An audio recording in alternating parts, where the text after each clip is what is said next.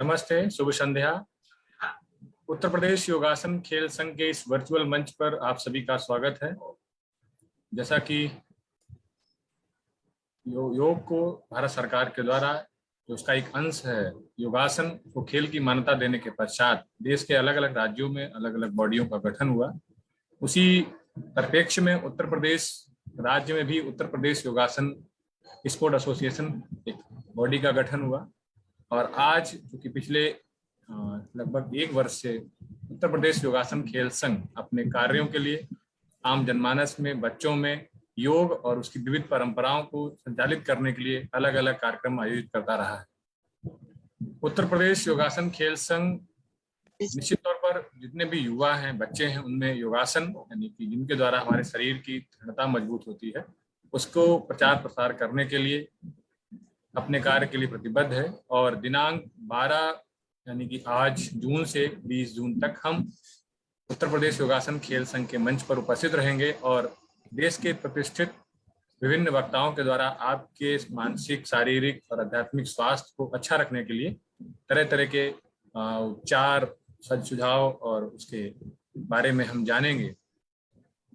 हमारे साथ हमारे उत्तर प्रदेश योगासन स्पोर्ट एसोसिएशन के इस कार्यक्रम की पूरा संचालिका या कह लीजिए कोऑर्डिनेटर की भूमिका के तौर पर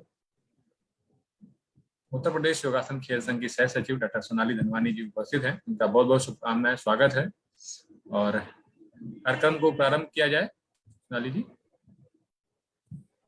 माइक म्यूट करें। जी, आपको आवाज आ रही है? जी, मैं सुन पा रहा हूँ जी। एक बार आप सभी लोग अपनी जगह पर यथावत बैठ जाएं। एक बार हम जब कोई कार्यक्रम की शुरुआत करते हैं ईश्वर की वंदना के साथ में हम इस कार्यक्रम को शुभारंभ करेंगे। हाथों को नमस्कार की मुद्रा में जोड़ लें, लंबा गहरा श्वास भरें।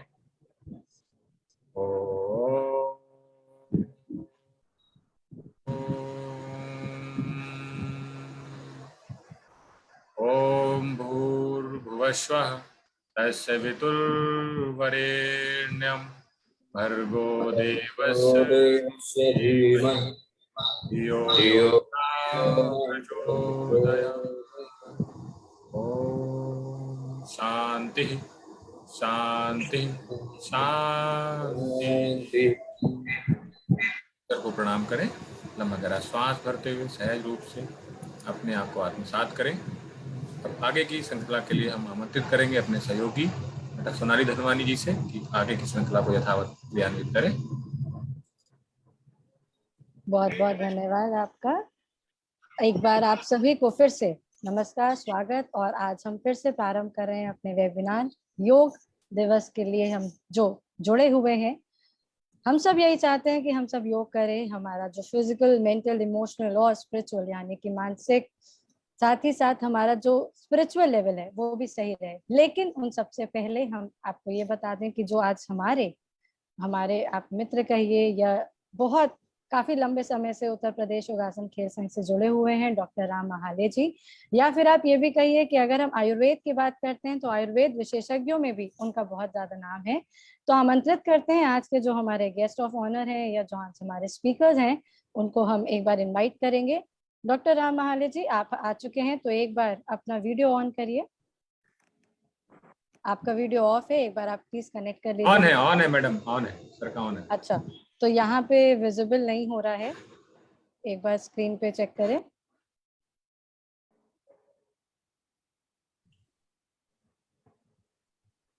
सर आप बोलिए थोड़ा सा। यस, नमस्ते। हाँ जी, बिल्कुल विजिबल है।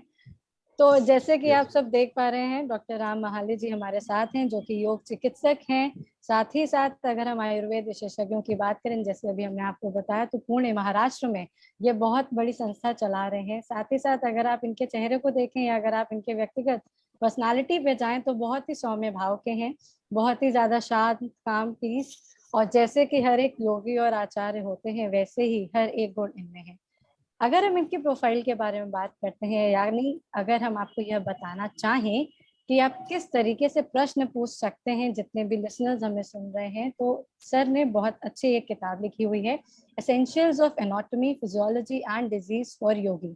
यानी कि अगर आपको कोई भी डिजीज के बारे में पूछना है कि उसका आयुर्वेद के हिसाब से कैसे हम उनका उपचारण कर सकते हैं या क्या तरीका है, तो आप आज एकदम सही तरीके से बैठे हुए हैं और बहुत अच्छे गेस्ट को हमने इनवाइट किया हुआ है। सर का एक्सपर्टीज योग एनाटॉमी में भी है और आयुर्वेद में भी है, और सर ने बैंस यानी कि बैचलर्स इन आयुर्वेदा भी किया हुआ है। तो आप जान सकते हैं कि कितनी अच्छी उपाधि उनके पास है। ज्यादा टाइम वेस्ट नहीं करते हुए, जैसे कि सब लोग ये चाहते हैं कि हम लोग तुरंत पॉइंट पे आए, तो जो आज का विषय है, जो सारे लिसनर्स वेट कर रहे हैं उनके लिए, आज का जो विषय है वो मानसिक स्वास्थ्य पर योग का प्रभाव है। हम इस पे चर्चा करेंगे, पर इससे पहले चर्चा करने से हम एक बार उत्तर प्रदेश योगासन खेल संघ के जो महासचिव जी हैं, आचार्य विपिन पथिक जी, उनको हम धन्यवाद करते हैं कि फिर से एक बार, जैसे पिछले साल हमने ये वेबिनार स्टार्ट किया था, वैसे ही इस बार हम सारे लोगों को जोड़ते हुए योग की भांति सबको एक साथ एकजुट करने के लिए इस प्रयास पे जुड़े हुए हैं। साथ ही यूपीवाईएसए के हर एक सदस्य को, जिनका इस पे कुछ भी छोटा मोटा भी या बहुत बड़ा भी योगदान है, हर एक मनुष्य, हर एक इंसान को, हर एक सदस्य को धन्यवाद करते हुए, ईश्वर की वंदना करते हुए आशीर्वाद हमने ले लिया है। और अब हम डायरेक्टली आते हैं डॉक्टर राम महाले जी के पास। आवाज आ रही है सर आपको? यस, अच्छे से आ रही है, ठीक है। अब हम यहाँ से ही प्रारंभ करते हैं आज का टॉपिक, आज का विषय। जैसे कि हम सबको बता चुके हैं, प्रारंभ फिर से एक बार पुनः दोहराते हैं, मानसिक स्वास्थ्य पर योग का प्रभाव। यार आपके 2 स्पीकर ऑन हैं क्या? कौन सा ऑन करना है? यस, एक ऑफ कर दिया। एक ऑफ कर दो। यहाँ से मैं भी अपना माइक म्यूट करते हैं, बाकी सब लोग भी प्लीज अपना माइक म्यूट कर दीजिए, ताकि ऑडियंस को बहुत अच्छे से सर की आवाज जाए। सर आप स्टार्ट कर सकते हैं। नमस्ते, आप सभी का बहुत बहुत धन्यवाद, और विशेष धन्यवाद उत्तर प्रदेश योगासन खेल संघ का श्री आचार्य विपिन कुमार पथिक जी का भी बहुत बहुत धन्यवाद, जिन्होंने मुझे अपॉर्चुनिटी दी यहाँ पर बात करने के लिए। और बहुत अच्छा काम कर रहे हैं आप, और मैं सौभाग्य समझता हूँ कि जब भी मुझे मौका मिलता है आपसे बात करने का या फिर इस मंच पर बोलने का, सो बहुत बहुत धन्यवाद आप सभी को। एंड डॉक्टर सोनाली जी का भी बहुत बहुत आभार, और आप सभी का मैं स्वागत करता हूँ, और आप सभी को आपके समय देने के लिए आपको बहुत बहुत धन्यवाद देता हूँ। सो आज का टॉपिक, जैसे मैम ने बताया कि मानसिक स्वास्थ्य पर योग का किस तरह से प्रभाव होता है और क्या क्या हम कर सकते हैं इस बारे में। इसका पहले हम शास्त्र जानेंगे कि क्या है मानसिक स्वास्थ्य। तो according to World Health Organization, जो WHO है, उनका एक डेफिनेशन है कि स्वस्थ पुरुष किसे कहेंगे, हम हेल्दी व्यक्ति किसे कहेंगे। तो हेल्दी व्यक्ति उनका कहने के अनुसार वो है जो फिजिकली, सोशली और मेंटली स्ट्रांग हो। अभी वो व्यक्ति नहीं जिसको सिर्फ बीमारी ना हो। फॉर एग्जाम्पल, अगर कोई व्यक्ति है और उनको कोई भी बीमारी नहीं है, तो वर्ल्ड हेल्थ ऑर्गेनाइजेशन कहते हैं रुको भैया, थोड़ा सा और देखते हैं। अगर आप सोशली, मेंटली और फिजिकली तीनों तरीके से हेल्दी है, तो भारत देश में हम इसे स्पिरिचुअली और इसमें ऐड कर सकते हैं। तो देखिए, फिजिकली तो ठीक होने के हमें रास्ते पता ही है। आज हम बात करेंगे सोशली एंड मेंटली। तो जो हमारा मानसिक स्वास्थ्य है, इससे ही बहुत ज्यादा रिलेटिव होता है। तो पहले ये जानते हैं कि मानसिक स्वास्थ्य हमारा वीक क्यों हो जाता है ना? और अच्छा मानसिक स्वास्थ्य किसे कहा जाता है, पहले ये जानेंगे। तो आयुर्वेद के अनुसार जो स्वस्थ पुरुष है यानी हेल्दी व्यक्ति है, उसकी व्याख्या क्या है? तो उसकी जो डेफिनेशन है, उसमें सेकंड लाइन जो है, दूसरी लाइन, तो इसका मैं डायरेक्ट आपको ट्रांसलेशन बताता हूँ। जिस व्यक्ति का मन, इंद्रिय प्रसन्न है, उसे स्वस्थ कहा है। हम डायरेक्टली मानसिक स्वास्थ्य पर आते हैं। मन और इंद्रिय, अभी इसका क्या मीनिंग है? मन आपको पता ही है, माइंड से रिलेटेड है। इंद्रिय और आत्मा, ये भी स्वस्थ होने चाहिए। आत्मा, ये स्पिरिचुअल हेल्थ से रिलेटेड बात की जा रही है, और इसके ऊपर और भी अच्छे अच्छे वक्ता आपको मार्गदर्शन करेंगे। हम बात करेंगे मन और हमारे इंद्रियों की। अभी ये इंद्रिय से मीनिंग क्या है? जो भी हम सेंसरी परसेप्शन हमें होता है, जैसे हमने आंखों से कुछ देखा, ये हमें विजुअल सेंसेशन हुआ, हमने कानों से कुछ कुछ सुना, ये हमें ऑडिटरी सेंसेशन हुआ, है ना, परसेप्शन हुआ। तो इसके कुछ सेंटर्स होते हैं हमारे ब्रेन में, तो उसे हम इंद्रिय कहेंगे। तो अभी ये भी प्रसन्न होने चाहिए, यानी ये हेल्दी काम करने चाहिए। अभी यहाँ पर इसका क्या-क्या कमी आती है, कौन से फैक्टर्स होते हैं जो हमारे मानसिक स्वास्थ्य को डिस्टर्ब करते हैं? तो अगर आपको नोट करना है, नोट भी कर सकते हैं, शायद आपको मदद हो। तो पहला है भय, भय यानी जिसका हमें डर होता है। तो मोस्टली डर जो है, भय जो है, ये हमें अभाव का होता है, जो चीज़ अभी हुई नहीं है। जैसे हम सोचते रहते हैं ना, ओवरथिंकिंग करते हैं कि अगर ऐसा हो तो हम ऐसा कर देंगे, अगर उसने ऐसा कहा होता तो हमने ऐसा कहा होता, अगर इस देश में ऐसा हो तो हम ऐसा कर देंगे। मतलब अकारण ही भय पैदा कर देना अपने मन में। तो ये है पहला बड़ा कारण। इसका भी मैं कारण बताता हूँ कि ये क्यों आता है, आगे-आगे बढ़ेंगे हम। उसके बाद लिखिए अटैचमेंट, किसी व्यक्ति के साथ, किसी वस्तु के साथ बहुत ज़्यादा अटैच्ड हो जाना, है ना? नेक्स्ट लिखिए अज्ञान, किसी चीज़ के बारे में अज्ञानी होना। अज्ञानी यानी जैसे कॉलेज में पढ़ना या इसकी बात नहीं कर रहे हैं हम, ज्ञानी होने के लिए। अज्ञान यानी जो वस्तु स्थिति है, उसका ज्ञान ना होना, है ना? नेक्स्ट लिखिए नम्रता का अभाव, है ना? तो अहंकार का होना इसे हम कहते हैं। बट अहंकार का होना बहुत बार हमें समझ ही नहीं आता है कि हम अहंकारी थोड़ी ना, हम घमंडी थोड़ी ना, ऐसे हम कहेंगे। लेकिन नम्रता का अभाव ये हम इजीली कह सकते हैं, नम्र रहना है। तो ये 4-5 कारण हैं जो हमें इफेक्ट करते हैं बार-बार। अभी इसके हम बेस में जाते हैं। आयुर्वेद में एक बहुत ही अमेजिंग शब्द बताया है जिसे कहा जाता है प्रज्ञा अपराध। प्रज्ञा अपराध क्या है? इसका एक बहुत ही बेहतरीन श्लोक है, वो मैं आपको कहकर सुनाता हूँ, पढ़कर सुनाता हूँ। इस श्लोक के अकॉर्डिंग धी, धृति, स्मृति, विभ्रष्टः, धी, धृति, स्मृति, विभ्रष्टः, कर्म यत् कुरुते अशुभम। धी, धृति, स्मृति, विभ्रष्टः, कर्म यत् कुरुते अशुभम।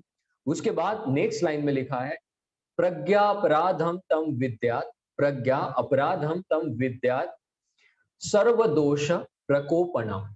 इसका मीनिंग मैं आपको धीरे-धीरे समझाता हूँ। लास्ट वर्ड से हम स्टार्ट करते हैं, सर्वदोष प्रकोपनम। इसका मतलब ये है कि हमारे शरीर में जो दोष होते हैं, वात, पित्त, कफ, इनका आपने सुना होगा ना। तो वात, पित्त, कफ जब प्रकोपित हो जाते हैं, डिस्टर्ब हो जाते हैं, तो बॉडी में बीमारी आती है। तो ये बीमारी आने का किसी भी प्रकार की, इन्होंने क्या कहा है, सर्वदोष प्रकोपनम, मतलब कोई भी बीमारी हो सकती है, कितनी भी बड़ी हो सकती है। तो इसका पीछे और आ जाते हैं, तो उसी लाइन में कहा है कि प्रज्ञा अपराध होने से ये होता है। अभी प्रज्ञा अपराध है क्या? तो पहली लाइन में क्या कहा, धी, धृति, स्मृति, विभ्रष्ट, जिस कारण से हमारी धी यानी बुद्धि, सोचने की क्षमता, धी, धृति, स्मृति, स्मृति यानी स्मरण शक्ति, सोचने का और याद रखने की जो क्षमता होती है, जिस कारण से नष्ट होती है। अभी ये नष्ट क्यों होती है? तो उसी के आगे बताया गया है अशुभम, कर्म यत् कुरुते अशुभम। जब हम अशुभ कार्य करते हैं तो उससे ये धी, धृति, स्मृति नष्ट होती है और मानसिक स्वास्थ्य डिस्टर्ब हो जाता है, जिससे सारे दोष प्रकोपित होकर कोई भी बीमारी हमें हो सकती है। आज भी आप देखते हैं कि हम इन जनरल सभी बीमारियों की जड़ कहीं ना कहीं मानसिक स्वास्थ्य से जोड़ सकते हैं, ठीक है? तो अभी ये बात तो क्लियर हो गई कि अगर हम अशुभ कार्य करते हैं तो ये चीजें होती हैं। सर फिर अशुभ कार्य है क्या? कहाँ से हम अशुभ कार्य करते हैं? हम थोड़ी ना कोई बुरी चीज करते हैं। तो यहाँ पर आते हैं हम वेगों के ऊपर। हमने शुरुआत कहाँ से की थी? हमने मानसिक स्वास्थ्य को जाना, उसके बाद हमने ये जाना कि मानसिक स्वास्थ्य खराब करने वाली 4-5 चीजें कौन सी हैं, जैसे भय वगैरह है। तो उसे लाने वाली चीजें कौन सी है? तो उसे लाने वाली प्रज्ञा अपराध है। प्रज्ञा अपराध यानी जब हम कोई अशुभ कार्य करते हैं, उसे हम प्रज्ञा अपराध कहते हैं। तो उसके भी जड़ में जाते हैं, प्रज्ञा अपराध किसे कहा जाता है और ये क्यों होता है, कब होता है? आयुर्वेद में एक वेग नाम का कंसेप्ट है। वेग यानी नेचुरल टेंडेंसी। नेचुरल टेंडेंसी यानी जब हमें भूख लगती है तो एक वेग है, हमें प्यास लगती है तो ये वेग है, जो कि अच्छी बात है ना? प्यास लगनी चाहिए, तभी तो हमें पता चलेगा कि शरीर में थोड़ी पानी की कमी हो रही है, शरीर को पानी की जरूरत। अभी इसके अलावा इसका 2 विभाजन किया है। एक होते हैं धारणीय वेग और दूसरे होते हैं अधारणीय वेग। धारणीय वेग यानी क्या होते हैं? जिनको हमें होल्ड करना चाहिए, बाहर नहीं निकालना चाहिए। आज हमें उसके बारे में बात करनी है। और अधारणीय वेग यानी जिनको कभी नहीं रोकना है, उनको रोक दिया तो बीमारी आएगी। तो धारणीय वेग में कौन से? जैसे भूख, भूख अगर लगी है खाना खा लेना चाहिए। प्यास लगी है तो उसको टालना नहीं चाहिए, पानी पी लेना चाहिए। मोशन के लिए प्रेशर आता है, यूरिनेशन के लिए प्रेशर आता है, तो उन सभी वेगों को सेटिस्फाई करना चाहिए। ना कि दूसरे काम में व्यस्त होकर उनको नजरअंदाज करना चाहिए। अगर हमने भूख को रोक लिया तो ये वात बढ़ाता है अनायास ही और बीमारी पैदा करता है। अगर आपको मोशन के लिए प्रेशर आया, आपने होल्ड करके रखा, बीमारी पैदा कर सकता है। यूरिनेशन के लिए प्रेशर आया, आपने रोक कर रखा, बीमारी पैदा कर सकता है। और महिलाओं में जो मोशन से रिलेटेड, यूरिनेशन से रिलेटेड होल्डिंग होता है, मतलब नेचुरल अर्ज को होल्ड किया जाता है, उसकी वजह से बहुत सी बीमारी आती है ज्यादातर। अब यहाँ पर हम जाएंगे हमारे मेन कंसेप्ट के ऊपर, धारणीय वेगों के ऊपर। ये तो थे अधारणीय वेग। अधारणीय मतलब जिनको रोकना नहीं है। अभी मानसिक स्वास्थ्य के लिए होते हैं धारणीय वेग, यानी जिनको अगर आप बाहर निकालोगे तो बीमारी आएगी भैया। पहले जो हमने देखा भूख प्यास, उसको आपको पूरा करना ही है। उस वेग आया, आपको उसको सुनना है और उसका पूरा करना है जैसा वो चाहे। भूख लगी है तो खाना खाना। लेकिन इधर है धारणीय वेग। धारणीय वेग यानी जो आते हैं तो आपको अंदर ही उसको रोक देना है, बाहर नहीं निकालना। ये बीमारी का कारण बनते हैं और प्रज्ञा अपराध का कारण बनते हैं। तो ये वेग जो है धारणीय वेग, ये अलग अलग होते हैं। जैसे मन के होते हैं धारणीय वेग, वाणी के धारणीय वेग होते हैं और शरीर के धारणीय वेग। अभी आज मन के धारणीय वेग कौन से हैं? मन में बहुत से विचार आते हैं, तो वहां पर हमारा नियंत्रण होना चाहिए। कहाँ का नियंत्रण होता है? कितने विचार आते हैं, कौन से विचार को नियंत्रित करें, है ना? वाणी का धारणीय वेग, तो वाणी के धारणीय वेग यम नियम में बताए जाते हैं। अष्टांग योग के पहले जो 2 अंग है यम नियम, उसमें ही बताए जाते हैं कि आपको झूठ नहीं बोलना है, किसी की निंदा नहीं करनी है। आयुर्वेद कहता है कि किसी को कठोर शब्दों में भी मत बोलिए। घर में बच्चे वगैरह है तो उनको डांट दीजिए, लेकिन बाहर किसी को कठोर शब्दों में मत बोलिए। अगर आप किसी व्यक्ति को देखते हैं जो बहुत अच्छे प्रोफेशनल है, कितना भी उनको गुस्सा है, वो आप देखेंगे उनके एम्प्लॉइज होते हैं, टीम मेंबर्स होते हैं, कभी वो भड़केंगे नहीं, प्यार से ही बात करेंगे, है ना? कठोर शब्द नहीं उपयोग नहीं करना, ये प्रज्ञा अपराध का कारण बनता है। अभी आगे वाणी के इसमें झूठ बोलना बोलना भी है। बहुत बार हमें लगता है कि झूठ बोलना हमें पड़ सकता है, मौन रखने की कोशिश कीजिए। मौन रखना भी एक बहुत अच्छी बात होती है। एक वाणी का धारणीय वेग ये भी है प्रलाप। जब हम बहुत ज्यादा बोलते हैं, ये भी मानसिक स्वास्थ्य को डिस्टर्ब कर देता है ना? जो लोग बहुत बोलते ही जाते हैं तो फिर बोलते बोलते झूठ भी आ जाता है थोड़ा बहुत, है ना? फिर लोग कहने लगते हैं कि कितना फेंकते हैं, तो एक सोशल वैल्यू कम हो जाती है। जो व्यक्ति ज्यादा बोलते हैं, सोशल वैल्यू कम हो गई तो मानसिक स्वास्थ्य पर प्रभाव होता है। Very simple. तो कम बोलना है, वाणी में शुद्धता होनी चाहिए, वाणी में सत्यता होनी चाहिए, पोलाइटली बोलना है, कठोर शब्द का उपयोग नहीं करना है। उसके बाद जाते हैं मानसिक वेगों पर। हमारे मन में इसे क्या कहा है? वेग कहा है। मतलब आपकी इच्छा होगी किसी को गाली देने की, आपकी इच्छा होगी किसी को कठोर बोलने की। आयुर्वेद कहता है खुद से ही अंदर से आएगा, दूसरे इधर से नहीं आएगा। लेकिन आपको इसे रोक कर रखना है, बोलना नहीं है। और आगे मैं इसका पैटर्न भी समझाऊंगा कि क्या होता है पैटर्न। अभी आगे है मन के वेग। मन में इतने विचार आते हैं। मन हमारा एकादश इंद्रिय का 11वां इंद्रिय है जो उभयात्मक है। उभयात्मक है, इसका मतलब क्या है? मन कार्य भी करता है और मन ज्ञान ग्रहण का भी कार्य करता है। ज्ञानेंद्रिय भी है और कर्मेंद्रिय भी है। तो इसीलिए जब भी आपके मन में आए कि आपको कुछ ना कुछ करना ही है, जैसे मैं आपको उदाहरण देता हूँ, जो हमने प्रज्ञा अपराध का श्लोक जाना था, धी धृति स्मृति विभ्रष्ट, है ना?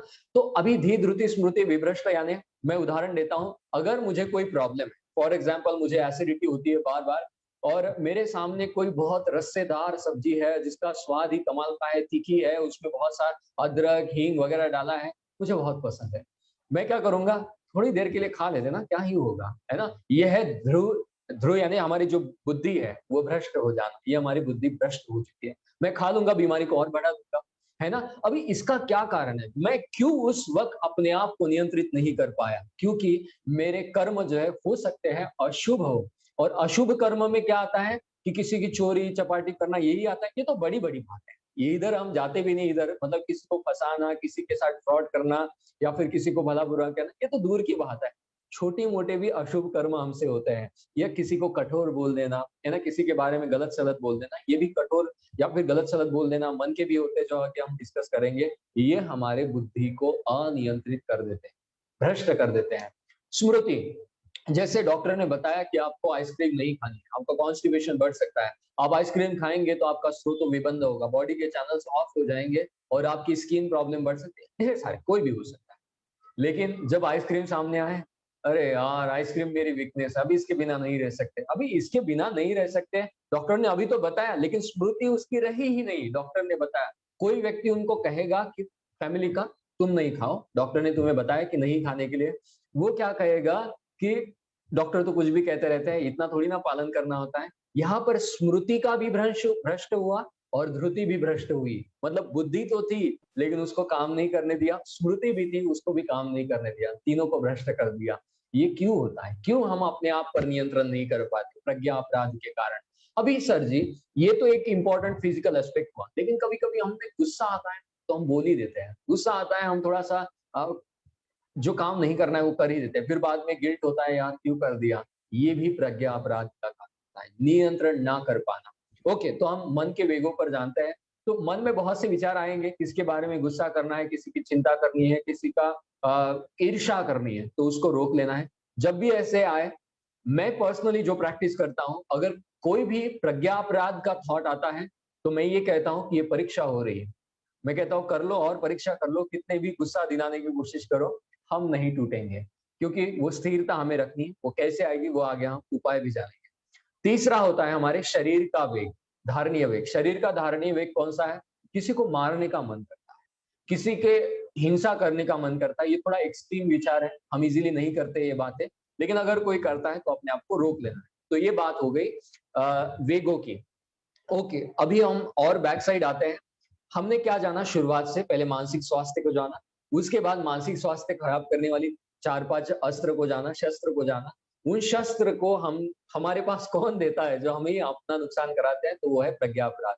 प्रज्ञा अपराध जाना, उसका कारण जाना हमने कि अपने धारणीय वेगों को हम धारण नहीं करते हैं, उसको तुरंत बाहर निकाल देते हैं।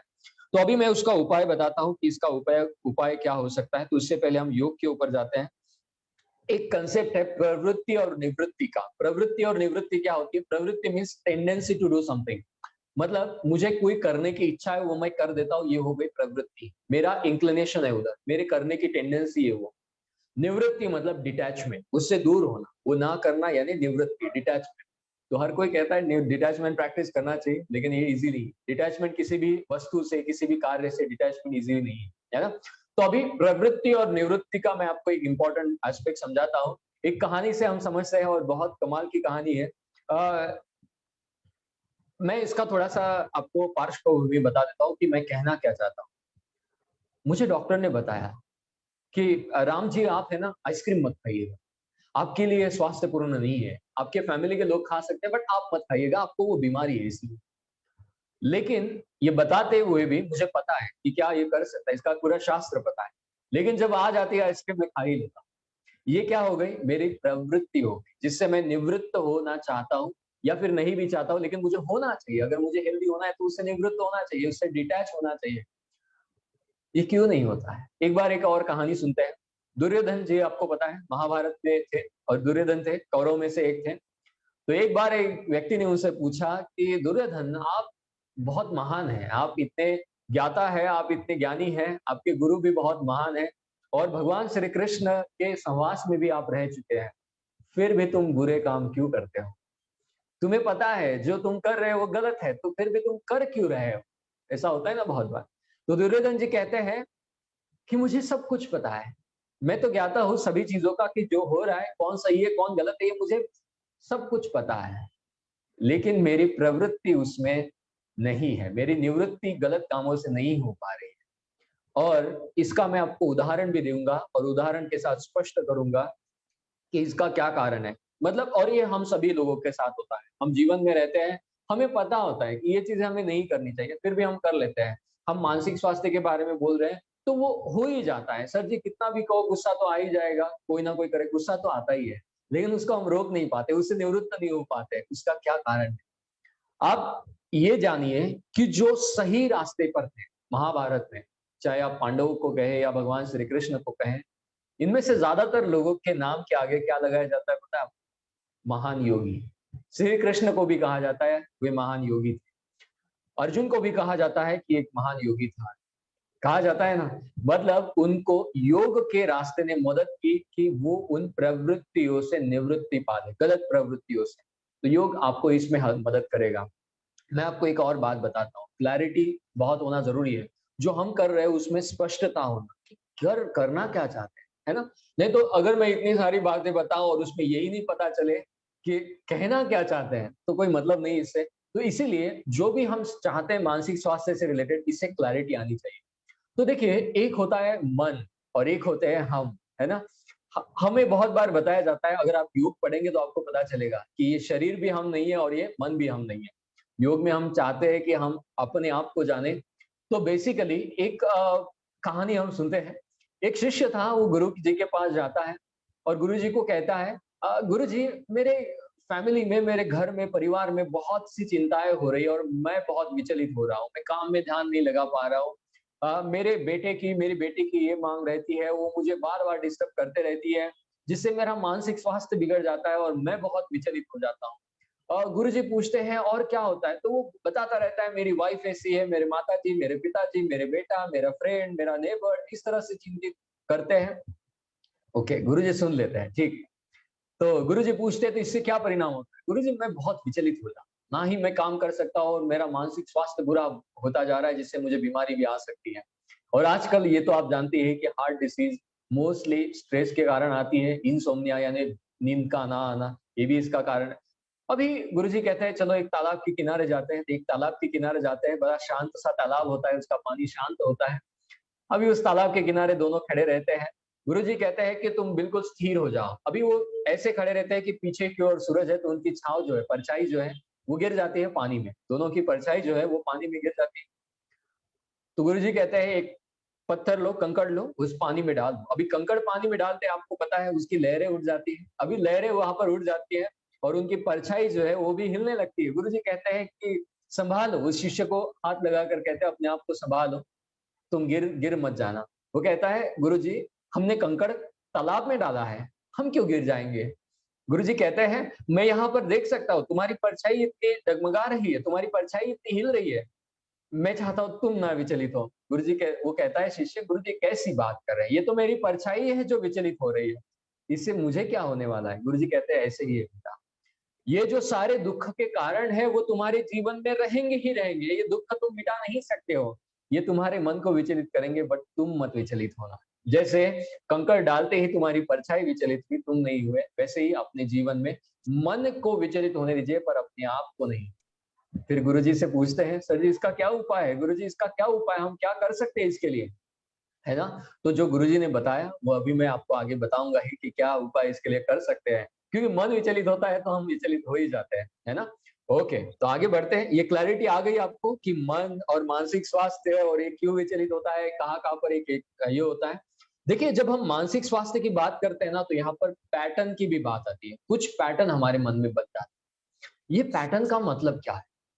अगर हम हमारी नर्वस सिस्टम को जाने, जो हमारी सोचने की क्षमता है, ब्रेन को या स्पाइनल कॉर्ड को, तो इसमें ज्यादातर क्रियाएं पैटर्न से होती है। जो हमें स्मृति होती है, स्मरण होता है, यानी याद रहती है चीजें, तो ये पैटर्न में फिक्स हो जाती है।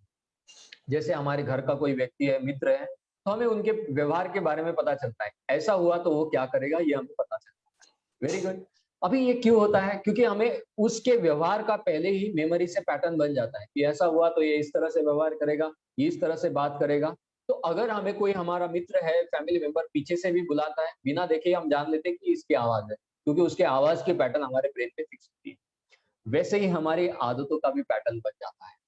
तो जब मैंने कहा कि ये हमारे प्रज्ञा अपराध करने के, मन के या वाणी के वेग होते हैं, जिसको हमें रोक कर रखना है।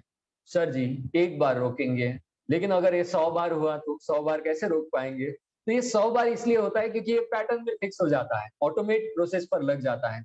अभी ऑटोमेशन क्या है जी? ये आदत लग जाती है। आदतें होती है ना, हमें अच्छी आदतें होती है, कुछ बुरी आदतें होती है।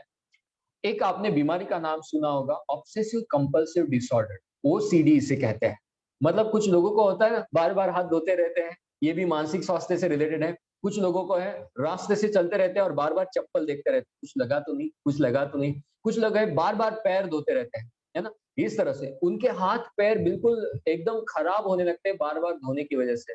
तो ये ऑब्सेसिव कंपल्सिव डिसऑर्डर है, बहुत से बच्चों को भी होते हैं, बहुत बड़े लोगों को भी होती है। अभी ये जो बीमारी है, ये भी पैटर्न से रिलेटेड है। तो मानसिक स्वास्थ्य ये भी पैटर्न पर डिपेंड करता है। पैटर्न का मतलब क्या है? अभी ओसीडी भी है या फिर किसी भी आप व्यक्ति से जो एक्सपर्ट है उसमें उनसे भी जानेंगे तो वो यही कहेंगे कि इनके पैटर्न को आप ब्रेक कीजिए। मतलब जब भी मेरे मन में थॉट आता है कुछ बुरा करने का, बुरा कहने का, बुराई से मतलब ये नहीं है हमारा कि किसी का फ्रॉड वगैरह, बुराई से मतलब है किसी को कठोर बोलने का, किसी के बारे में विरुद्ध ईर्ष्यात्मक बोलने का, तो इस वक्त आपको उसका पैटर्न ब्रेक करना है, सोचना है, खुद को बोलना है कि ये मेरी परीक्षा हो रही है, इसको मैं अगर तोड़ दूंगा तो बाद में ये मुझे नहीं हराएगा। उसको तोड़ने की कोशिश कीजिए। जितना आप उसको फ्रीक्वेंसी कम करते जाएंगे, धीरे धीरे आप उससे स्वतंत्र महसूस करेंगे। ये इसका सही तरीका पैटर्न ब्रेक करना है। एक दिन में होता ही नहीं है, एक दिन में पॉसिबल ही नहीं है। आप सोचोगे कि आज से हम किसी के बारे में बुरा नहीं कहेंगे, आज से हम किसी के बारे में गुस्सा नहीं करेंगे, आज से हमें कोई भी विचलित नहीं कर सकते, नहीं होता है वो। आपको कॉन्शियसली बार-बार उस पैटर्न को ब्रेक करना होता है। धीरे-धीरे उसको आप ऑटोमेट कर देंगे और अपने आप आपका मन ही उसको नहीं आने देगा। ये मन है ना, ये शरीर है ना, ये कमाल का है। ईश्वर ने इसे इतना कमाल का बनाया है कि अगर आप इसको कोई आदतों से फिक्स करवाते हैं, तो जो आप गलतियां फ्यूचर में करने वाले हैं, उसको पहले ही ठीक कर देगा। ठीक है? तो अभी हमने सीखा कि हमें पैटर्न्स को ब्रेक करना होगा। बार-बार मन को वो याद दिलाना होगा कि ये मेरी परीक्षा हो रही है, ये होता ही रहेगा, इससे भी बुरी घटनाएँ होगी, लेकिन मुझे विचलित नहीं होना, मुझे स्थिर होना है। ये होता है ऑटो सजेशन, इसे कहा जाता है ऑटो सजेशन। मानसिक स्वास्थ्य के लिए ऑटो सजेशन कमाल का काम करता है। मानसिक स्वास्थ्य के लिए ऑटो सजेशन कमाल का काम करता है। तो अभी हमको क्या करना है? ऑटो सजेस्ट करना है बार-बार इस इंद्रिय को। ओके, उसके बाद आगे बढ़ते हैं। कहानी पर आते हैं कि गुरुजी ने क्या बताया। तो योग का रास्ता बताया है। अभी योग हमें क्या मदद करता है? फिर से उस दुर्योधन जी की कहानी पर आते हैं। दुर्योधन जी ने क्या कहा था कि गुरुजी, जो व्यक्ति ने पूछा था कि मुझे पता है सब कुछ गलत है, ये कर रहा हूँ मैं सही नहीं है, मुझे गिल्ट भी होता है, पर मेरी प्रवृत्ति है इसमें, मुझे इससे निवृत्त नहीं हो रहा हूँ। तो अगर हमें इन सभी बातों से निवृत्त होना है, तो सहारा लेना होता है योग का। योग का रास्ता ही अपने आप को जानने से होता है ना? हम शुरुआत करते हैं अपने आप को जानने की, अपने अस्तित्व को जानने की, हमें जिन्होंने पैदा किया है उस ईश्वर को जानने की, और उसके बाद योग का रास्ता शुरू होता है। अभी जानने की प्रोसेस एक दिन में नहीं, ये कुछ स्टेप्स होती है, कुछ माइलस्टोन्स होते हैं, उसको पार करना होता है। तो पहले ऋषि मुनियों ने कुछ क्रियाएं आपको बताई हैं, जिसे हम आसन, प्राणायाम, धारणा, ध्यान, ये चीजें कहते हैं। अगर हम इनका रास्ता लेते हैं, अपने आप प्रवृत्तियां निवृत्तियों में बदलने लगेगी। अपने आप प्रवृत्तियां आपकी निवृत्तियों में बदलने लगेगी। कितने सारे लोग जो योग के क्षेत्र में आते हैं, वो आपको कहते हुए मिलेंगे कि मेरी बहुत इच्छा होती थी चाय पीने की, बट अब नहीं होती है। अब नहीं भी चाय पीऊँ तो कुछ नहीं लगता है। योग का ये शक्ति है। जब आप योग करने लगते हैं, तो आपकी ऑटोमेटिक जो गलत प्रवृत्तियां हैं, वो कम होकर निवृत्तियों में कन्वर्ट होने लगती है। एक रही एक बात। दूसरी बात, जैसे कम्युनिकेशन, इसके ऊपर भी मैं बहुत बार बोलता हूँ। कम्युनिकेशन यानी बोलने की तरीका जो है, ये भी मानसिक स्वास्थ्य को ये करता है। अभी है ना, अगर हम मानसिक स्वास्थ्य की बात करें तो सामाजिक स्वास्थ्य भी बहुत डिपेंड करता है। अगर व्यक्ति का समाज में थोड़ा स्थान अच्छा नहीं है, तो वो भी मानसिक स्वास्थ्य से बहुत पीड़ित होता रहता है। अगर उसको समाज में उतनी रिस्पेक्ट नहीं मिलती, तो भी मानसिक स्वास्थ्य बिगड़ता रहता है। अगर उसको परिवार के लोगों से उतना सपोर्ट नहीं मिलता, उसका मानसिक स्वास्थ्य बिगड़ता है। अभी इसमें काम क्या करता है? इसमें काम करता है कम्युनिकेशन। कम्युनिकेशन यानी जो आप बोलते हैं, व्यवहार किस तरह से करते हैं। तो कम्युनिकेशन करते वक्त 2 चीजें हमेशा याद रखनी है। एक है कि आपको जब भी बात करते हैं पोलाइटली बात करना है, तो वो हमने इसमें सीखा कि वाणी के जो धारणीय वेग है, कठोर नहीं बोलना है। और दूसरा होता है अपेक्षाएं, कभी भी किसी से अपेक्षाएं नहीं रखनी। अपेक्षाएं मानसिक स्वास्थ्य को पूरा डिस्ट्रॉय कर देती है। कभी भी अपेक्षाएं सामने वाले से नहीं रखनी है। देखिए, घर में बच्चों से रखिए, आपके जो करीबी लोग हैं उनसे रखिए, बट इन जनरल अगर आप अपेक्षाएं नहीं रखते हैं, तो वो आपको ज्यादा हेल्प करेगा। सर जी, ये कैसे हो सकता है? हम अगर किसी को कुछ देते हैं तो उनसे अपेक्षाएं तो रखेंगे ही रखेंगे, ये तो बात सच है। उसके लिए आप कोई डॉक्यूमेंटेशन कर लीजिए। मैं आपको एक उदाहरण देता हूँ। अगर मैं किसी के साथ व्यवहार कर रहा हूँ और उनको मैं कहता हूँ कि एक कोलैबोरेशन है और इसमें हम एक दूसरे को हमारी मदद करें। मैं काम कर रहा हूँ और उनसे कोई काम नहीं हो रहा है। अभी मैं नाराज हो जाऊंगा, ये तो जायज सी बात है। मेरा मानसिक स्वास्थ्य बिगड़ जाएगा। मेरे मन में यही रहेगा कि यार हमने इनके साथ कोलैबोरेट किया है, ये हमारा व्यवहार हो रहा है, बात तो ये हुई थी, लेकिन उनसे तो मुझे कोई फायदा ही नहीं हो रहा है। इसका क्या कारण है? इसका कारण है क्योंकि मैंने बात व्यवहार करते समय डॉक्यूमेंटेशन नहीं किया। व्यवहार करते समय क्लैरिटी नहीं दी, स्पष्टता नहीं रखी। बहुत बार हमें लगता है कि व्यवहार करते समय हमारा अगर फ्रेंड है, भाई है, तो उसके साथ इस तरह की क्लैरिटी कैसे करें? इस क्लैरिटी के लिए मन में आपकी शुद्धता चाहिए। तो वो आप कितनी भी कठोर बात क्यों ना बोले, पैसों से रिलेटेड क्यों ना बोले, वो साफ ही लगे, है ना? तो ये अगर हमारा मन में डर होता है कि ये हम बात कैसे करें, डर को निकाल दीजिए पहले। पहले उसको रखिए। ये करने से आपकी अपेक्षाएं उधर ही नष्ट हो जाएगी, क्योंकि सारा कुछ लिखा होगा। लिख नहीं सकते तो वर्बल आप कम्युनिकेट कर सकते हैं, इससे मानसिक स्वास्थ्य ठीक रहेगा। अदरवाइज ज्यादातर मानसिक स्वास्थ्य खराब होने की मैं देखता हूँ लोगों का, हस्बैंड वाइफ में भी अगर होता है कुछ, तो ये थोड़ा सा डिसाइडेड नहीं होता है कौन क्या काम करेगा। ये थोड़ा हम डॉक्यूमेंट तो नहीं कर सकते घर में परिवार के लोगों के साथ, लेकिन थोड़ा सा अंडरस्टैंडिंग होना जरूरी है। अगर आपकी वाइफ कहती है कि मैं ये काम नहीं कर सकती, ये नहीं कर सकता, तो वहां पर थोड़ा सा सॉर्ट आउट कर लीजिए उसको, कि हो सकता है आपको करना पड़े वो काम या किसी और से करवाना पड़े। तो इससे क्या होगा, लॉन्ग टर्म में स्ट्रेच नहीं करना पड़ेगा। नहीं तो लॉन्ग टर्म में स्ट्रेच करते रहेंगे, वो काम भी नहीं होगा जो करना था, दूसरा पीड़ाएं भी ज्यादा की आएंगी। तो बेटर है कि हम पहले ही व्यवहार करने से पहले, रिलेशन बनाने से पहले अपनी जो भी कार्य है, क्षमताएं है, उसको डिफाइन कर। मैं ये नहीं कह रहा हूँ बांट ले, मैं कह रहा हूँ व्याख्या कर ले कि मेरा काम क्या होगा, उसको डिफाइन कर लीजिए। बांटना ये थोड़ा सा सामाजिक दृष्टि से, पारिवारिक दृष्टि से अच्छी बात नहीं है, और अच्छा करना भी नहीं चाहिए। मतलब आपका काम ये रहेगा, मेरा काम ये रहेगा, ये बांटना हुआ। आप आपके काम को डिफाइन कीजिए, उसको क्लैरिटी दीजिए कि जो मैं काम करने वाला हूं ना, तो उसमें ये बातें आएगी, तो इससे हमें ये मदद मिलेगी। ये होगा डिफाइन करना, स्पष्टता देना। काम वही कर रहे हैं, काम बांटने का ही कर रहे हैं, लेकिन अलग ढंग से कर। काम बांटने का ही कर रहे हैं, लेकिन अलग ढंग से कर रहे हैं। फिर ये हमें होगा कैसे? तो इसके लिए मैंने बताया कि मन की शुद्धता होनी चाहिए। अगर मन में भय है तो वो नहीं करने देगा, तो भय निकालने के लिए योग आपको सहारा देगा। आप योग करते हैं ना, तो योग करने का एक समय होता है, योग करने का एक फ्रीक्वेंसी होती है। बहुत बार क्या होता है, हम ध्यान के लिए बैठे या प्राणायाम के लिए बैठे या कोई आसन करने लग गए, अगर उसका समय निश्चित नहीं है ना, समय निश्चित नहीं है, तो ये आप डिस्टर्बेंस क्रिएट करने के लिए करेंगे। ज्यादातर आपके व्यवहार में डिस्टर्बेंस ही आएगा। तो इसीलिए एक निश्चित समय कर लीजिए, और उसी निश्चित समय में, उसी समय पर, उसे टाइम लॉक कहते हैं, उस टाइम लॉक अगर आप करते हैं तो उसी समय में योग कीजिए। और जब भी आप योग करते हैं ना, तो योग करते वक्त मैं बहुत बार देखता हूँ लोगों को एक बहुत बड़ी गलती करते हैं। योग करते वक्त निर्णायक एक ध्येय नहीं रखते हैं कि मैं योग क्यों कर रहा हूँ, बस क्रियाएं करते जाते हैं। इसके लिए आप किसी गुरु का सहारा ले सकते हैं। बहुत से गुरु है जो आपके आसपास हो सकते हैं, उनका सहारा लीजिए, किसी योग शिक्षक का सहारा लीजिए, वो आपको उसके लिए गाइड करेंगे। ध्येय से मतलब क्या है? तो ध्येय से जो मतलब है, इसी सेशन को ये अंत कर देगा। ध्येय से मतलब है हमारा कि जो योग कर रहे हैं या जो भी क्रियाएं कर रहे हैं, वो किस लिए कर रहे हैं। तो एक छोटी सी मैं आपको बात बताता हूँ। अगर हम जीवन में कुछ भी कर रहे हैं, चाहे आप योग में भी कुछ कर रहे हैं, आसन कर रहे हैं, प्राणायाम कर रहे हैं, ये हमारी जर्नी है।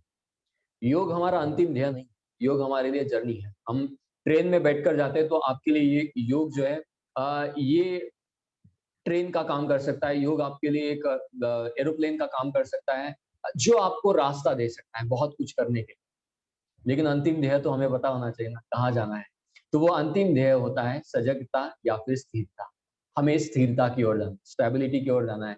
जो गुरु जी की हमने कहानी सुनी थी, जो तालाब के किनारे ले जाकर खड़े थे, और तालाब के किनारे ले जाकर शिष्य को कहते हैं अपने कि तुम विचलित मत होना, है ना। तो वो स्थिरता कहाँ से आएगी? वो तभी आएगी जब स्थिरता आएगी। तो स्थिरता के लिए योग कीजिए। मतलब मुझे मन को स्थिर बनाना है, मुझे अपने आप को स्थिर बनाना है। जो भी आसपास चल रहा है, ये रहेगा ही रहेगा, दुख रहेगा, मेरे मानसिक स्वास्थ्य को डिस्टर्ब करने वाली चीजें रहेगी, लेकिन मुझे स्थिर रहना है। मुझे अपने आप को बिल्कुल स्थिर रखना है, सजग रखना है। ये कब होगा? जब आप उस ध्येय के साथ योग करेंगे। अब ये करने के पश्चात एक चीज बहुत बार हम भूल जाते हैं, वो है ग्रेटिट्यूड, आभार व्यक्त करना। आभार व्यक्त करना योग का एक बहुत बड़ा हिस्सा है। योग में कितनी सारी संहिताओं में कहा है, लेकिन इसे नजरअंदाज इसलिए किया जाता है क्योंकि अलग अलग तरीके से बताया गया है इसे। आभार व्यक्त करना मतलब किसका आभार व्यक्त करेंगे? योग में पहले शुरुआत में यम नियमों में ईश्वर प्रणिधान कहा गया है कि ईश्वर को समर्पित कीजिए, कि जो भी हम कर रहे हैं उसको ईश्वर को समर्पित कीजिए। लेकिन ईश्वर को हम समर्पित क्या करते हैं? अपने बुरे काम को भी कर सकते हैं और अच्छे काम को भी कर सकते हैं। ईश्वर को समर्पित करना है यानी आभार व्यक्त करना है। ईश्वर प्रणिधान यानी आभार के साथ व्यक्त करना है। हम क्या कहते हैं कि जो भी हम कर रहे हैं ना भगवान, ये आपको समर्पित है, इसके अच्छे कार्य जो भी होते हैं ये आपकी वजह से ही है, ये ईश्वर। लेकिन बीच में आभार किधर आया?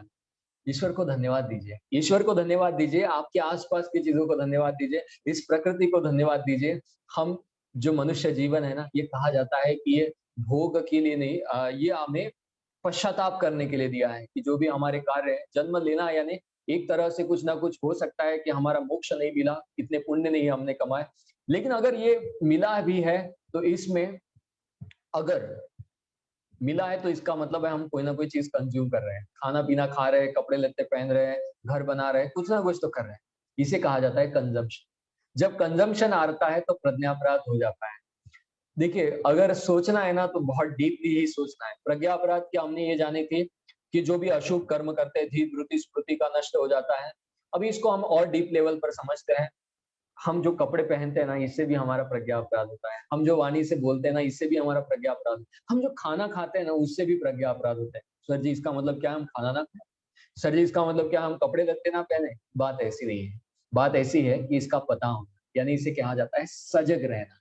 मैंने आपको बताया था योग का ध्येय क्या रखना है। योग का ध्येय रखना है आपको सजग और स्थिर होना। सजग और स्थिर होना तो हमने देख लिया, गुरुजी की कहानी। अभी मैं बता रहा हूं आपको सजग होने से क्या मतलब है। सजग होना यानी ये आपको पता होना चाहिए कि जो भी हमें कुछ मिल रहा है, ये किसी ना किसी शक्ति से मिल रहा है, और जो भी हमें कुछ मिल रहा है, इसमें किसी ना किसी का नुकसान भी हो रहा है। आपको कोई चीज मिलने के लिए किसी ने बहुत कष्ट किया हो सकता है, आपने भी किया, ये तो जायज सी बात है। लेकिन जो चीज आप तक आई है, उसमें हो सकता है कुछ पंछियों की जान गई हो, किसी जानवर की जान गई हो, या फिर किसी का स्वास्थ्य बिगड़ा हो। किसी ना किसी से अगर उसमें विचार करेंगे तो वो तो आपको पता ही है किस रास्ते से कोई चीज आती है ना। तो इसके लिए हमें सजग रहना होगा कि कंजम्पशन कम से कम करें। योग में इसे कहा जाता है अपरिग्रह। क्या कहा जाता है जी? अपरिग्रह कहा जाता है। यानी हमें ज्यादातर बातों का संचय नहीं करना है। कंजम्पशन बढ़ा देगा, प्रज्ञा अपराध बढ़ा देगा। अगर प्रज्ञा अपराध आपका बढ़ा तो मानसिक स्वास्थ्य को कोई नहीं रोक सकता, है ना। तो इसीलिए जो भी हम चीजें करते हैं तो उसे कम से कम संचय कीजिए। और ये चीजें कहाँ पर सीखने को मिलेगी? योग में ही मिलेगी। अगर आपके योग शिक्षक है जिन जो आपको सिखाते हैं, वो आपको ये भी सिखाएंगे कि यम नियमों का पालन करना है। वो आपका पहला सेशन इसी पर लेंगे कि यम नियम कितने इंपॉर्टेंट होते हैं, है ना। तो इसीलिए इन बातों से शुरुआत करनी है कि जो भी मैं कार्य कर रहा हूँ वो सजगता से कर रहा हूँ। ये इसके लिए मैं अपने आप को अपने ईश्वर का, अपने प्रकृति का और सभी लोगों का धन्यवाद देना चाहूंगा और माफी भी मांगना चाहूंगा कि जिन जो मेरा कंजम्पशन है, मुझे पता है ये किसी ना किसी का नुकसान भी कर चुका है। तो इसके लिए मैं उनकी माफी भी मांगता हूँ। और ईश्वर मुझे प्लीज इतना ये दीजिएगा कि मैं किसी का नुकसान करके कोई कंजम्पशन ना करूँ, है ना। ये हमें कहाँ से सीखने को मिलेगा? योग से सीखने को मिलेगा। कहाँ से सीखने को मिलेगा? योग से।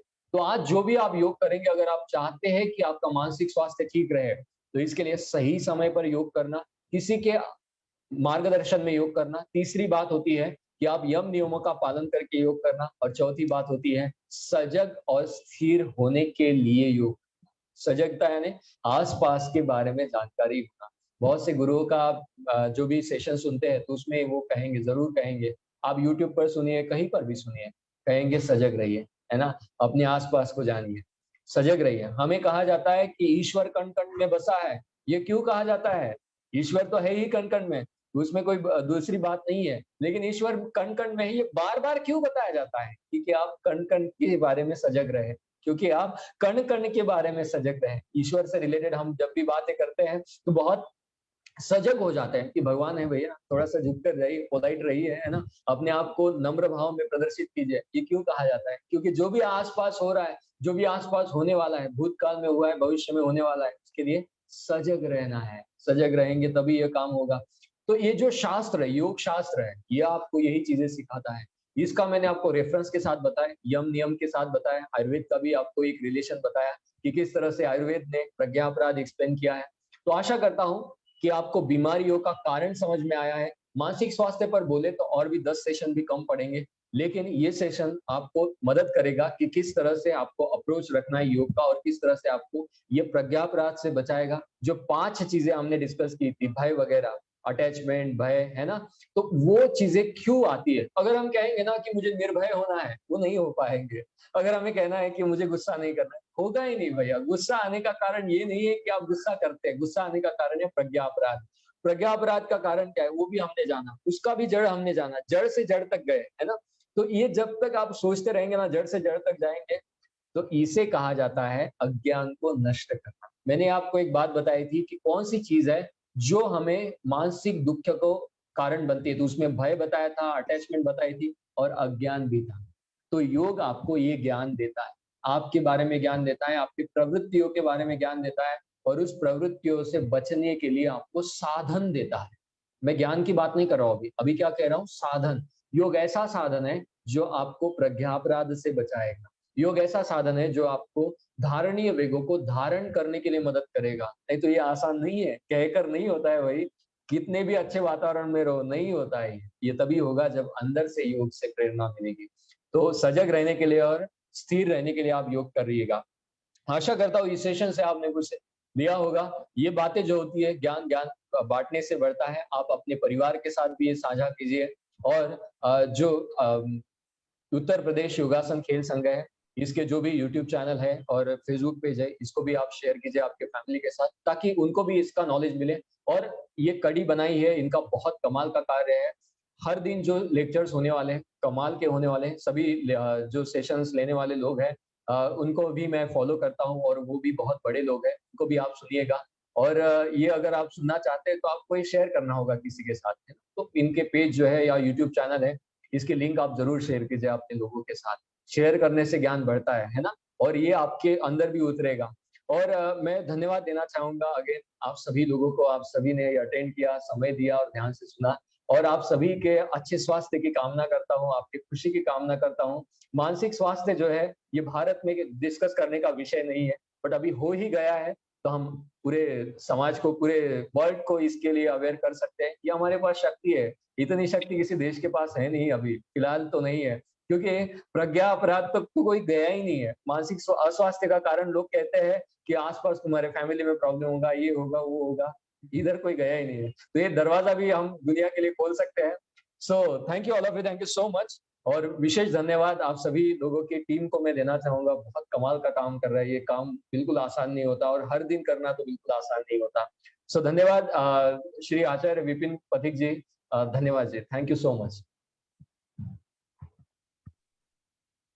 सबसे ज्यादा धन्यवाद आपको। बहुत अच्छे से आपने बहुत छोटी छोटी चीजों को बहुत अच्छे से एक्सप्लेन किया है। और सबसे बड़ी बात यह है कि जब हम आयुर्वेद की बात करते हैं, जैसे कि आप सबको पता होगा आयुर्वेद की जहाँ जहाँ बात हुई है, तो आयुर्वेद का खुद का अर्थ यही है कि हमारे जीवन का जो वेद है, जीवन का जो विज्ञान है, कैसे हमें अपना जीवन व्यतीत करना चाहिए, वो हमारे आयुर्वेद सिखाता है।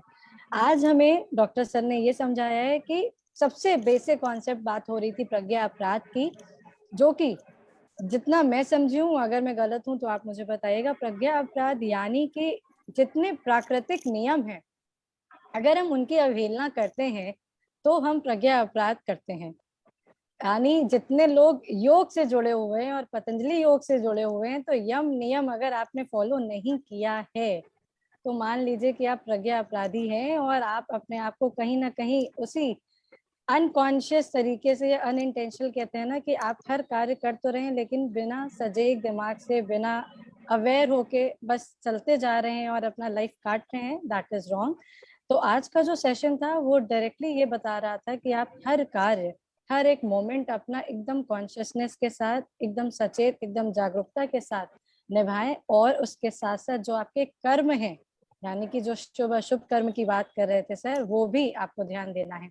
यहाँ पे सर आपने बहुत अच्छा सेशन दिया है, लेकिन हमारे पास प्रश्न बहुत अच्छे अच्छे आए। और सबसे पहला प्रश्न जो हम लेते हैं वो सुनील जी का है।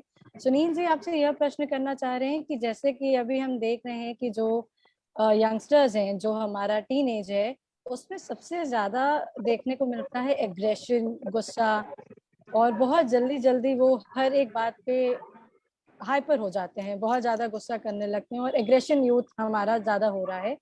तो जो गुस्सा है वो कौन से कार्य में आता है और उसको ठीक करने का उपाय आप बताएं कि आयुर्वेद के तरीके से अगर हम देखें तो कैसे वो ठीक हो सकता है।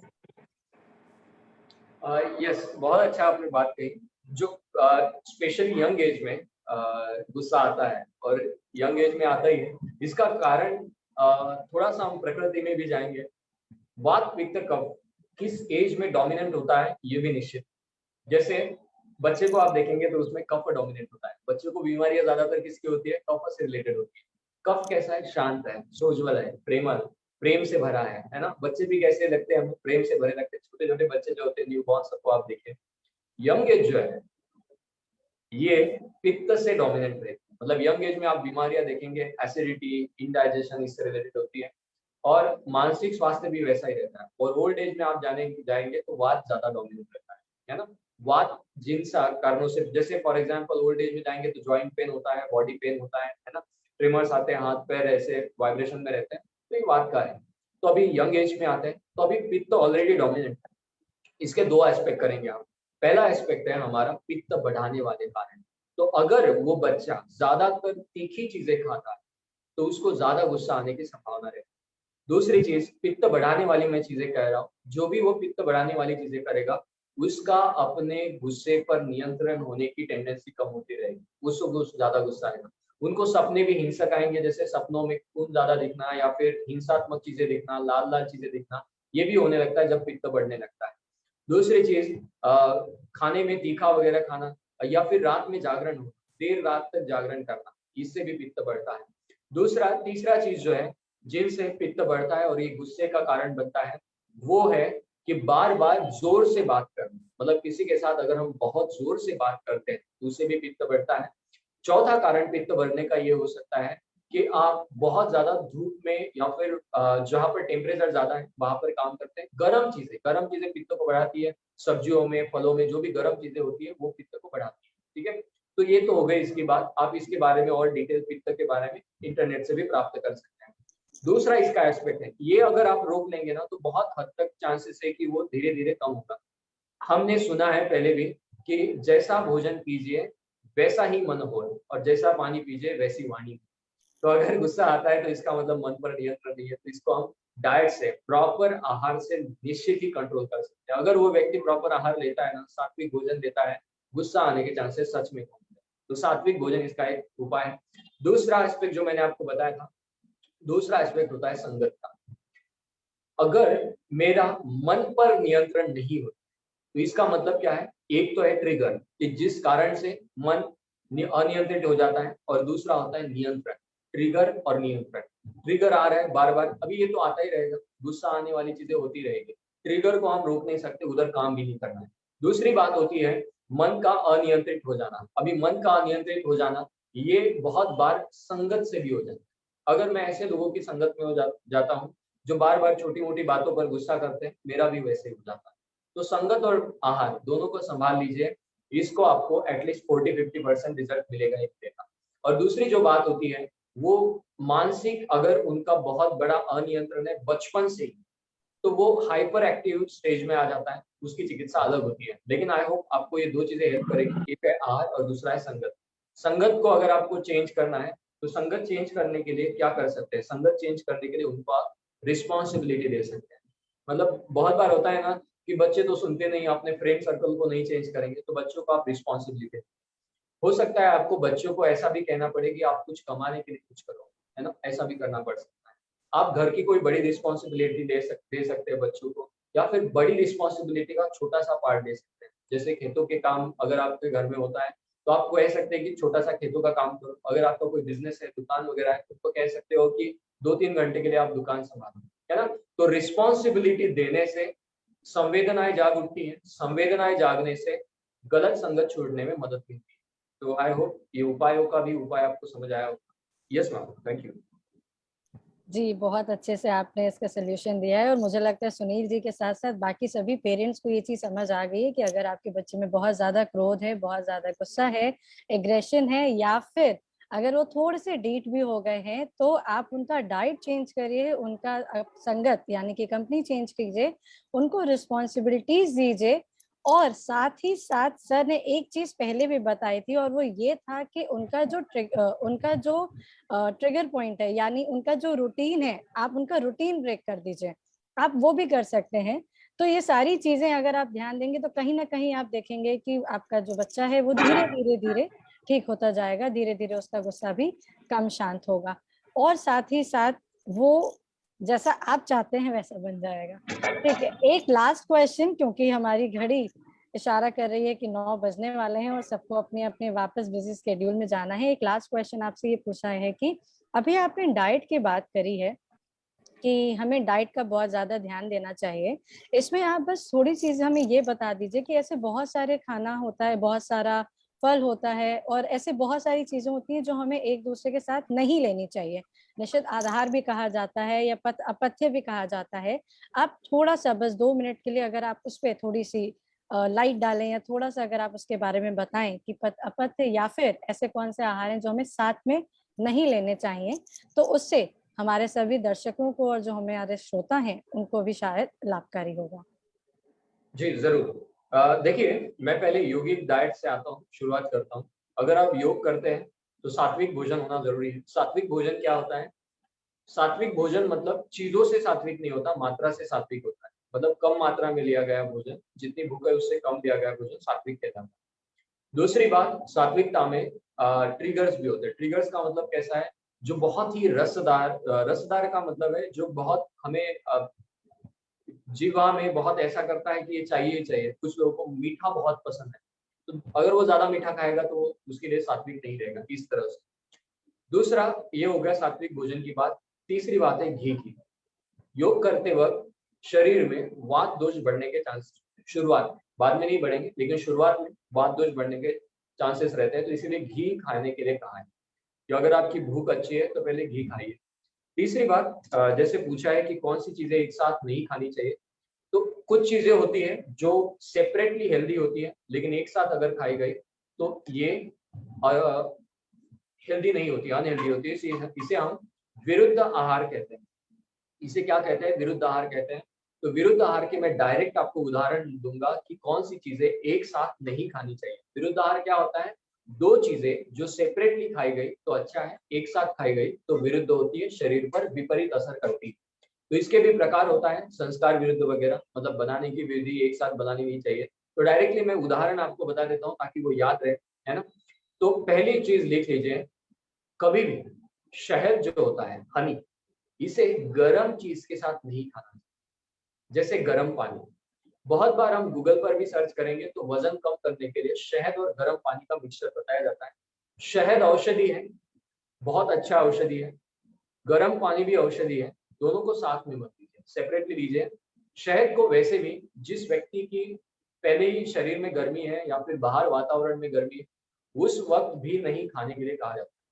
शहद में एक ऐसा केमिकल होता है जो कार्सिनोजेनिक होता है, और वो केमिकल एक्टिवेट हो जाता है हीट की वजह से। तो उस वजह से शहद को कभी भी गर्म पानी के साथ नहीं खाना है। अभी क्या होता है ना, भारत देश में जो विदेशों से जो चीजें आती है उसको हम फॉलो करते हैं, उधर वो चेंज हो जाता है, वो चेंज हमारे पास नहीं आता है। विदेशों में ये चीजें अभी बदल चुकी है, उधर भी ज्यादातर लोग शहद के साथ गर्म पानी नहीं लेंगे। अभी उधर जो रिसर्च हुआ है, हम तक आने के लिए बहुत देर लग जाएगी, तब तक हम अपने स्वास्थ्य को बिगाड़ लेंगे शहद के साथ गर्म पानी पी लेकर। अभी इससे स्किन प्रॉब्लम हो सकता है, मोस्टली विरुद्ध आहार स्किन प्रॉब्लम का कारण होता है। आपने शहद खाया, आधे घंटे के बाद गर्म पानी पीजिए, है ना। ओके, उसके बाद शहद के साथ गर्म पानी के अलावा है दही। दही याद रखिए, दही एक काल विरुद्ध भी होता है। दही हमेशा आपको डे टाइम में खाना चाहिए। क्यों? ऐसा क्यों? क्योंकि दही अभिसंधि होता है। इसका मीनिंग क्या है? दही थोड़ा भारी होता है। मैं दही के फायदे बताता हूँ। दही डाइजेशन के लिए अच्छा होता है, दही आपको बुद्धिवर्धक होता है, दही आपके स्वास्थ्य को अच्छा रखने में, मतलब पोषण करने में अच्छा होता है, पोषक होता है, लेकिन कम क्वांटिटी में और राइट टाइम पर खाया गया। दही बहुत से लोग हर दिन खाते हैं, दही हर दिन खाने की बात, दही हर दिन नहीं खाना है, अभिसंधि होता है। अभिसंधि मतलब भारीपन क्रिएट करता है। जितने फायदे वैसे नुकसान भी होते हैं। दही डे टाइम में खाइए। दही के साथ क्या नहीं खाना चाहिए? दही कभी भी गर्म करके नहीं खाना चाहिए। दही के साथ कोई भी तीखी चीज ऐड नहीं करनी है। दही हमेशा किसी ना किसी मीठी चीज के साथ खानी चाहिए। जैसे दही में शहद मिलाकर खा सकते हैं, दही में आप मिश्री मिलाकर खा सकते हैं, शक्कर डाल सकते हैं, इलायची डाल सकते हैं, इस तरह की चीजें आप डाल सकते हैं। उसके अलावा, दही के अलावा और चीजें मैं आपको बताता हूँ। दूध, दूध का ऐसे कहा गया है कि दूध के साथ आप घी डालकर खा सकते हैं, लेकिन अगर आपको भूख नहीं है तो दूध नहीं पीना चाहिए। और दूध में कभी भी आपको कोई ऐसी भारी चीज नहीं डालनी चाहिए जो, दूध ऑलरेडी भारी है। मैं उदाहरण आपको देता हूँ, जैसे दूध के साथ आपको नॉनवेज नहीं खाना है। अगर जो लोग खाते हैं उनको दूध के साथ कभी भी नॉनवेज नहीं खाना है। दूसरी चीज, दूध के साथ फल नहीं खाना। फल डाइजेस्ट होने में हल्के होते हैं, बट फल और ये दूध बिल्कुल विरुद्ध हो जाता है। स्पेशली साइट्रिक फ्रूट्स जो होते हैं, साइट्रिक फ्रूट मतलब संतरा वगैरह, नींबू वगैरह, ये दूध के साथ नहीं खाना, ठीक है। मिल्क शेक का एक कंसेप्ट होता है, लेकिन फ्रूट सैलेड भी होता है जिसमें दूध डाला जाता है। तो दूध में मिल्क के साथ आपको फ्रूट नहीं ऐड करना है। एक फल चलता है दूध के साथ, वो है आम, लेकिन वो भी मीठा रसदार जो आम होता है वो आप खा सकते हैं। क्या केला हम खा सकते हैं दूध के साथ? तो आयुर्वेद कहता है केला भी दूध के साथ नहीं खाना चाहिए। लेकिन मैं आपको एक बात बताता हूँ, कोई भी औषधि है ज्यादा मात्रा में खाई गई विष का काम करेगी, कोई भी विष है कम मात्रा में लिए गए औषधि हो जाता है। तो जिन लोगों का वीकनेस है, पोषण ठीक से नहीं है, वो केले के साथ दूध खा सकते हैं, लेकिन हर दिन नहीं और ज्यादा क्वांटिटी में नहीं। मतलब जब मैं कह रहा हूँ कि इसके साथ ये मत खाइए, उसके साथ वो मत खाइए, तो ये विष बन जाता है शरीर में, कम मात्रा पर बनेगा। लेकिन ये भी आपको बताया कि अगर आप विष भी कम मात्रा में खाते हैं तो वो आपके लिए औषधि बन जाता है। तो दूध के साथ केला बहुत से लोग खाते हैं, बच्चों को भी देते हैं, तो ये आपको पोषण देगा। लेकिन अगर आप इसे हर दिन खाते हैं तो ये अच्छी बात नहीं है। और दूसरी बात ये भी है, अगर आप इसे ज्यादा क्वांटिटी में खाते हैं तो भी ये अच्छी बात है। समझ में आपको बात? तो इसीलिए कोई भी चीज आपको डायरेक्टली ऑफ नहीं करनी है, छोड़ने की नहीं है, और कोई अच्छी चीज है तो उसको बहुत ज्यादा भी नहीं करना है। तो ये हो गई दूसरी बात। एक और आपको बात बताता हूँ, जो लोग नॉनवेज वगैरह खाते हैं तो कभी भी नॉनवेज दही, दूध या मिल्क के किसी भी प्रोडक्ट के साथ मत खाइएगा, स्पेशली फिश नहीं, ठीक है। नेक्स्ट और चीज एक लिख लीजिए, दूध के साथ कभी भी मिर्ची, तीखी चीज, मूली वगैरह नहीं खाना चाहिए। अगर आपने पहले थोड़ा सा मसालेदार तीखा वगैरह खाया उसके बाद दूध मत पीजिएगा, ठीक है। उसके बाद देखिए vegetables, green vegetables. Green vegetable जो है ये थोड़े से पित्त कारक होते हैं, मतलब पित्त बढ़ा सकते हैं शरीर में। ग्रीन वेजिटेबल्स खाना बहुत जरूरी है, फाइबर्स के लिए वगैरह जरूरी होता है। लेकिन ग्रीन वेजिटेबल्स कभी भी आपको किसी और चीज के साथ खाना है। जैसे सैलेड आप अगर खाते हैं तो सिर्फ सैलेड नहीं खाना है, जैसे आपने बाउल में सैलेड लिया और चम्मच से खाने लगे, ऐसा नहीं करना है। सैलेड को आपको खाना है लेकिन खाने के साथ खाना है, ठीक है। सैलेड अगर आप खाते हैं तो खाने के साथ खाइए, इससे आपके पेट में सही तरह मात्रा में भोजन भी जाएगा, डाइजेशन के लिए भी ये मदद करेगा और एक्सक्रीशन के लिए भी ये मदद करेगा, न्यूट्रिशन भी सही रहेगा। तो क्या बताया अभी, सैलेड अगर आप खाते हैं अच्छी बात है, सैलेड को आपको किसी चीज के साथ खाना है, किसी चीज के साथ मतलब खाने के साथ खाना है, सिर्फ सैलेड नहीं खाना है। नहीं तो बाउल लेकर सैलेड खाने लग गए, ये पित्त बढ़ाएगा, ये विकृति पैदा करेगा, ठीक है। सो आई होप ये चीजें आपको हेल्प करेगी। विरुद्ध आहार बहुत बड़ा कंसेप्ट है, इसमें हम बहुत सारी चीजें बोल सकते हैं, लेकिन नॉर्मली 4-5 चीजें हमने अभी कवर की है। एक है शहद की बात, दूसरी है दूध की बात और दूध के जो प्रोडक्ट होते हैं, उसके बाद हमने कवर किया वेजिटेबल्स को, तीसरी चौथी बात हमने फलों की जानी, जो फल हमें दूध के साथ नहीं खाने चाहिए या दूध से बने किसी पदार्थ के साथ। फल की और एक बात बता देता हूँ, एक साथ ज्यादा फल नहीं खाने चाहिए, एक ही फल को आप खाइए। ज्यादा मात्रा में एक फल को खा सकते हैं, लेकिन एक ही समय में मैं केला भी खा रहा हूँ, आम भी खा रहा हूँ, एप्पल भी खा रहा हूँ, ऐसा नहीं करना है। एक समय में एक ही फल खाना है। और फल की एक बात आपको ये भी बता देता हूँ, फल अगर आप खाते हैं तो किसी चीज के साथ मत खाइएगा, फल आप सेपरेट। जैसे सैलेड का कैसे है, सैलेड आप खाने के साथ खाइए, सैलेड को सेपरेटली मत खाइए। लेकिन जो फल है इसे आपको खाने के पहले या खाने के बाद, वेरी सिंपल। तो ये पांचवा आपने सैलेड के बारे में जाना है। आई होप ये आपको हेल्प करेगा। जी, बहुत अच्छे से हेल्प करेगा, बिल्कुल। और मुझे लगता है कि आज इतना सारा ज्ञान सभी लिसनर्स को मिला है और जो हमारे साथ जुड़े हुए दर्शक उन सबको मिला है। अगर आप ये भी फॉलो करते हैं तो मुझे लगता है आज